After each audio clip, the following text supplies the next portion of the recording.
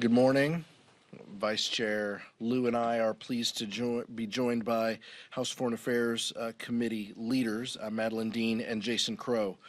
While Donald Trump dines with dictators like Viktor Orban, President Biden and House Democrats want to defend democracy both at home and abroad. Vladimir Putin is marching across Europe, and he will not stop if he conquers Ukraine. And Donald Trump has encouraged Russia to attack, quote, whoever the hell they want, even if it means a NATO ally. This isn't just an applause line for the MAGA base. This has been Donald Trump's foreign policy approach as president. He wants to weaken NATO and empower dictators who trample human rights and international law. House Republicans continue to do Donald Trump's bidding by blocking help to Ukraine to defeat Putin.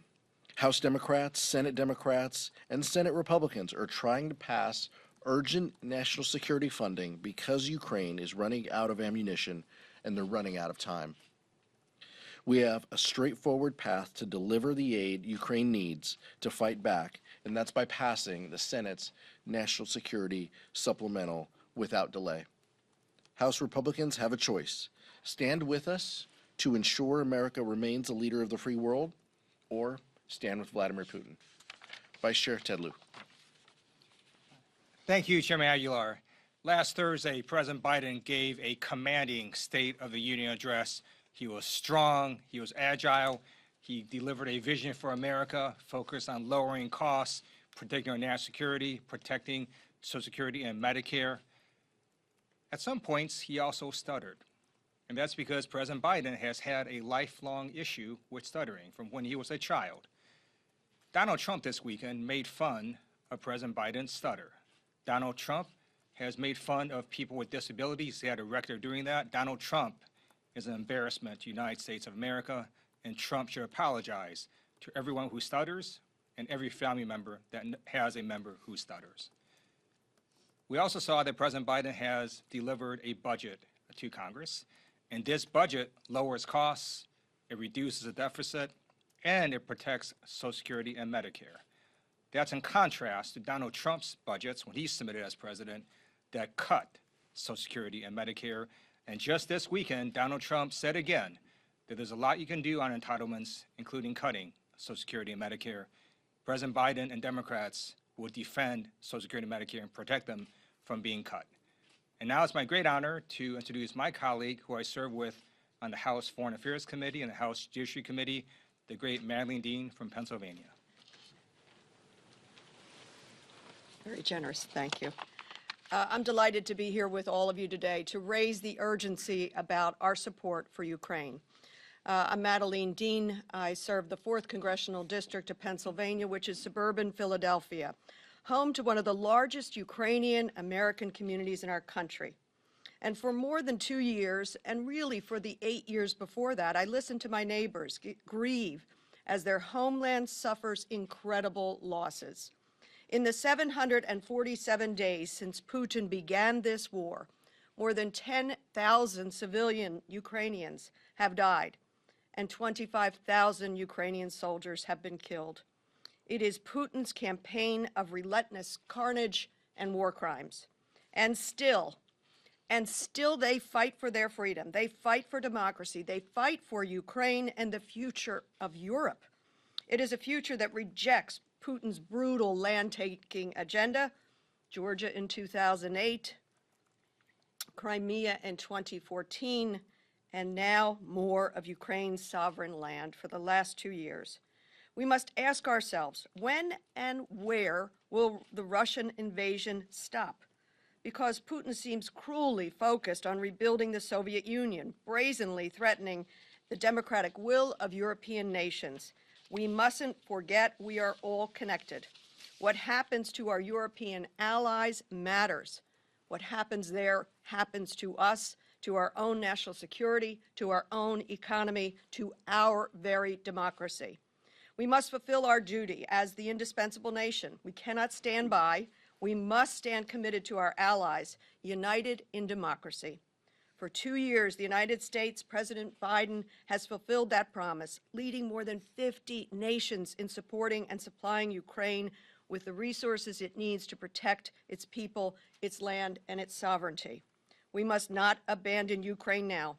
To do so would be a failure to protect a young democracy, a threat to our own military readiness and national security, and a failure to the United States to honor our commitment to a crucial ally. Abandoning Ukraine is to really abandon ourselves. It's simply un-American. We must pass the supplemental for full support for Ukraine. And now I have the pleasure of yielding to my colleague on the Foreign Affairs Committee, Jason Crow. Good morning. I'm Jason Crow from Colorado. I want to thank Chairman Aguilar, Vice Chair Liu, and Madeline Dean for your leadership and support.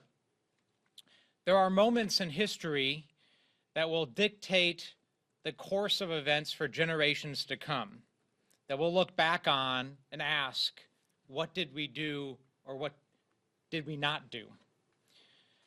We are at one of those moments. It is time to pass the National Security Supplemental to support Ukraine and support America's national security. I want to be very clear that this bill is not charity. This bill is in America's national security and economic interest. For less than 5% of what we normally spend on our defense budget, this bill will do a number of things. First, it will stop Vladimir Putin in his tracks and prevent him from rolling through Europe. Europe is America's largest trading partner. Our economy, our businesses, and American workers rely on a stable, free, and prosperous Europe. It's in our economic self-interest to ensure that that remains the case. Number two, it'll ensure stable food prices and food supply. A significant portion of the world's grain comes from Ukraine. And if we think Vladimir Putin will allow that to continue if he takes over Ukraine, we are fooling ourselves. So we will secure the world's food supplies. Number three, we have 100,000 U.S. troops and their families living in Europe. And we have to protect those troops, those families, and our NATO partners. We must pass this bill. It makes sense. It will help secure our military, our national security, our economy, and we have to do it now. Ukraine is not running out of courage and bravery. Ukraine is running out of ammunition. Let's get this done. Well said. Thanks, Jason, and thanks, Madeline. Questions? Can you talk a bit about the process? I guess you guys have a discharge petition. It seems like Fitzpatrick might be altering his to get more Democratic support. What's the process for getting this done? Look, the process for getting this done is the fastest way is for the Speaker to put this on the floor. This has the National Security Supplemental that passed in the Senate, bipartisan support, Democrats and Republicans. To put that on the President's desk, we need to pass the Senate version. Rosa DeLauro, Jim McGovern went to the floor, I believe an hour ago, to turn our discharge on. So it is now live, so we can collect signatures for the National Security Supplemental. Rosa DeLauro has indicated that she will, that will be the Senate language. So what we are asking our colleagues, Democrats and Republicans, is to sign the discharge petition that will bring to the floor the Senate National Security bipartisan supplemental. That is the fastest and easiest way to solve this issue, to provide the relief that Jason Crow discussed. Anything else, sir? Well, I'm just wondering, is there any path forward with Fitzpatrick, or is that really a dead letter? Look, I think Leader Scalise spoke about this as well, I think, in public. I don't think that there's a lot of Republican support for the Fitzpatrick discharge. As I said previously, these are well-meaning, members, but we disagree that that is the right solution. A solution that does not include, and judging it based on what is in it today, does not have humanitarian support. And we know that there are ongoing discussions, but under any scenario, that that bill, that discharge, would force a vote on something that still has to go to the U.S. Senate. And that could take weeks or months to deliver the critical aid that's necessary. Michael? Thank you, Chairman. Since there's a surplus of foreign affairs Democrats here, I want to ask about Haiti. I'm out of my league here. There's three of them behind me, so just, yeah. Any of you, I want to ask about Haiti. The Prime Minister announced that he will resign after a transition period. And yesterday, Congressman Mike Collins from Georgia reposted a picture of the chaos going on in Haiti, and he quoted, "Looks like a shithole country to me," harkening back to Trump's 2018 comments.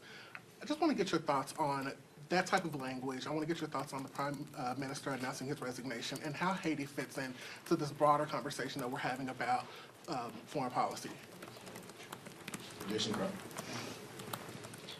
Yeah, thank you. Obviously, I couldn't disagree more with the disparaging comments of some of our Republican colleagues on the people of Haiti, who are people who deserve rights and dignity and freedom and prosperity, just like people do everywhere throughout the world.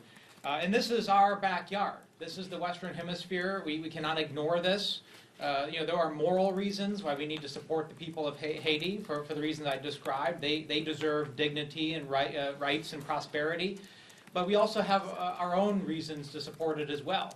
If Haiti continues to dissolve, we are going to see an influx of people escaping the island and coming here for refuge that we're going to have to deal with, right? So it is actually economically more efficient and better for the American people to make investments and to help stabilize Haiti and get them on a better path in Haiti than to deal with a refugee influx, which is why it's important that we engage, and I appreciate the Biden administration dedicating over $100 million to help support the MSS. This is a perfect example where the international community has stepped up. Kenya has dedicated 1,000 troops and has already trained those troops. We've vetted 400 of them. That MSS, that security force, is actually close to deployment. What needs to happen now is we need to fulfill our commitment to help fund that, to help provide equipment for that, and also to help transport that MSS. Those are the commitments we have made to help create more stability. And I do think it was a good sign that Prime Minister Henry has agreed to step down. I think that's positive. That's certainly what the administration has been pushing for, and that opens up space for a better on-ramp towards a kind of a resolution for all the parties involved. So I think we're moving in the right direction, but we have to move fast. One thing I will say is that Republicans are actually holding, they put a hold on a significant amount of the money that we have dedicated for the MSS. They must release that hold. If they don't release that hold, we are losing valuable time, and again, what we'll see is an influx of refugees that we'll have to ultimately deal with. So if they want to help us prevent that, they will release that hold. Would you tell me which member of Congress paraphrased what we know the former president once said? Mike Collins, Georgia. Collins of Georgia. I echo everything that Jason Crow just said. We had a briefing, Republicans and Democrats, last week about the situation in Haiti. And that kind of a comment displays the extraordinary contrast between how Democrats take a look at foreign affairs, the global affairs, people suffering from criminality, corruption, gang violence, versus those who just want to demean those who are suffering these things. So I do think it was a positive step that Henri stepped down, and that there will be, we hope, and there's global support for this, there will be new leadership that will separate the gangs from leading this country. And we, as America, as a nearby neighbor, have an important role to play.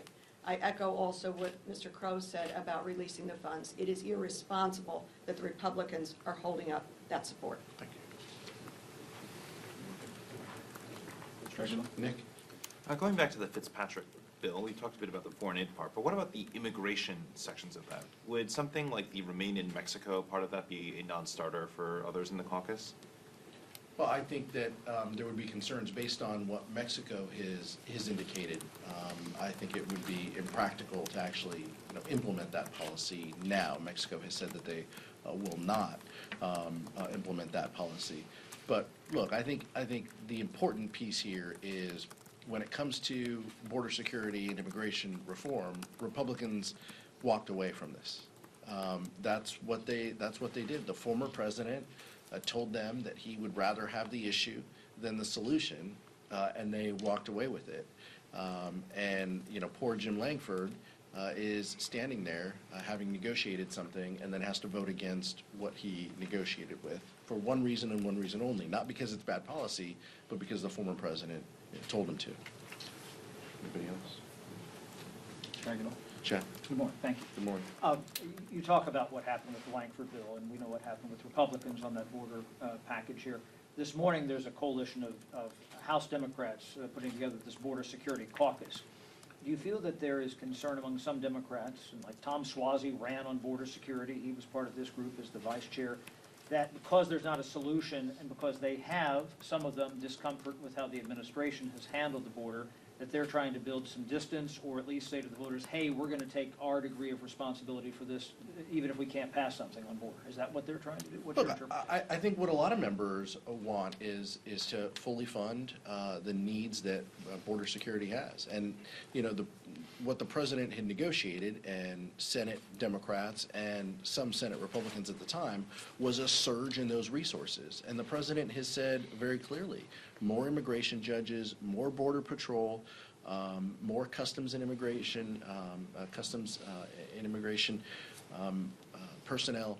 Those are the things that we can do. And lowering the time, reducing the time in which people receive their adjudication within the immigration process. That's what we can do to help meaningfully address the system. The problem for House Democrats is we don't have that ability because the Senate Republicans walked away from this deal. Because Speaker Johnson called this a non-starter, because former President Trump told them that they want the issue, we don't have that ability. So I think what you're seeing from members is, a reflection that there are solutions out there. There are solutions that have been bipartisan. We won't get that opportunity, but surging those resources and providing that justice and adjudicating that process in a fair and efficient way is what House Democrats have talked about and the president But has you don't talked see about. them trying to build some real estate for their own political, reasons, going into the fall here between themselves and the administration, or even to say, look, we're doing what we can do even if something's not going to pass. What we can do in front of us here is pass the Homeland Security Appropriations Bill to fully fund FY24. We haven't done that. We haven't passed the DOD bill. We haven't passed Homeland. There's a series of bills that we can pass hopefully by next week in order to fund Homeland Security priorities. If members are serious about putting resources down at the border, that's the first thing that we can do and the easiest thing that is in front of us. But that's where our focus should be. Yeah. I too won't decide whether or not it's a political move. I think it is a sincere move on the part of Democrats to say, we recognize we must do more. And it is amazingly frustrating that Donald Trump pulled the rug out from under a hard-fought-for compromise piece of legislation that nobody is totally happy with, but more resources are needed. The only thing I wanted to layer in there is if Republicans are really serious about doing something about fentanyl coming into this country, poisoning our children, 110,000 people die each year from overdose, or sometimes I call it just straight poisoning. 70% of that is fentanyl related. If Republicans really want to start saving lives, flood the resources to the border. Right now, we scan only about 2% of that which is coming in, and cargo is going uninspected. We have the ability to do it. We just don't have the will to put the dollars toward it because the Republicans are sitting on their hands as our children die. I think Thank you. I wanted to ask you about this TikTok bill that's going to come to the floor tomorrow that wouldn't ban TikTok, but if ByteDance doesn't divest it, then TikTok would have to shut down in the U.S. in September. Do you think that this will pass with most votes from your caucus? And then also, the TikTok CEO is in town today. Are any of you meeting with him while he's here? I don't have a meeting scheduled. I'll let the members speak for themselves. I think a strong 50-0 vote is indicative of where the House of Representatives is. We talked briefly, Ranking Member Pallone presented this bill and also the data mining bill that should be on the floor next week as well. He presented both bills that passed out of committee, both on roll call votes, 50-0. So he presented those this morning. We're encouraging members to go to the classified 1 p.m. briefing. It's clear that some of the material that members on the House Energy and Commerce Committee heard helped formulate their positions and opinions on this issue. All members should have the ability to benefit from that information, and that's why we're encouraging members to go. I'll withhold comments until I have the briefing myself. Thank you. So there's been a lot of talk about the president's use of the term illegal to describe the suspected murder of Laken Riley. Olivia Dalton came out this week and said that he did not apologize. He used a different word. And some of your colleagues have been critical of President Biden's use of that word. I was curious if you think the president should apologize and if you have an issue with the term illegal immigrant. It's not a word that I use, but it's also a word that is in statute many times. So my belief, and I think most members choose not to use it. We think it's a demeaning term. The president said he wished he would have undocumented. That's it. Case is closed. It's fine. The president gave an amazing speech, 68 minutes. With high energy, and that was one small back and forth with a member who was, shouting at him from the floor. So I don't put any more stock in it than what it is. The president said that his preferred term, and I'm willing to move on, and I think a lot of members are too. Just going back on the TikTok bill for a moment, some members, Democrats and Republicans, have raised some concerns about targeting one specific company, whether that would stand up to legal scrutiny, whether that's just appropriate for Congress to do in general. What's your view on that? Do you have any concerns about targeting one company? Look, I'm concerned about misinformation and disinformation across social media platforms. That's something that continues to be left over from January 6th days of information that we gathered along the way. I think there are national security imperatives that are in front of us related to this company that has foreign ownership. I'll wait to go to the briefing before we comment more, but I think that's kind of where a lot of members are at this point. Anybody else want to help me out here? Yeah, this is not about targeting a company, and this effort is not about a broader addressing of the impact of social media on our society, the impact of algorithms. That's a larger discussion. As a parent of young children, I have my own struggles with social media and the impact of algorithm, but that's not what we're dealing with here. What we're dealing with here is very specific concerns about the structure of this company and its relationship with the Chinese government and the Chinese Communist Party. And as a member of the Intelligence Committee, those are concerns that I share. You spoke a little bit about different ways that Republicans could be addressing border security and how they seem to be dragging their feet a little bit. There's a resolution coming to the floor today about condemning the Biden administration's immigration policies. How are Democrats feeling about that resolution, and do you think that this is helping or hurting the situation in the long run? Well, I think this is just another example of Republicans wanting the issue more than the solution. Passing senses of Congress and resolutions isn't going to solve it. Actually putting resources in and working in a bipartisan way to solve the issue is the only way that it's going to work. I've spent a lot of time on this issue, in general, in prior Congresses. The only way border security and immigration reform gets done is in a bipartisan process.